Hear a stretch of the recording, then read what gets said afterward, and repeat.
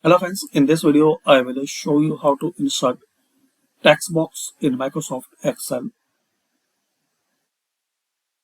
So click anyway, now insert, and here you will see this A icon. So click this drop down and here select text box, select it. Now draw your text box anyway. You can type your text here, can make changes as you did for this text box, can make the color different background color. So select it and here select any color,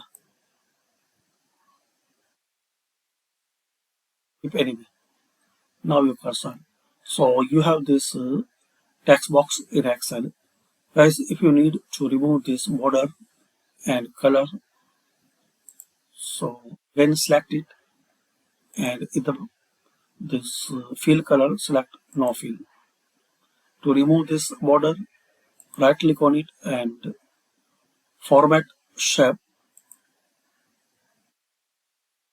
Here you will see the lines. Select no line. Click anyway.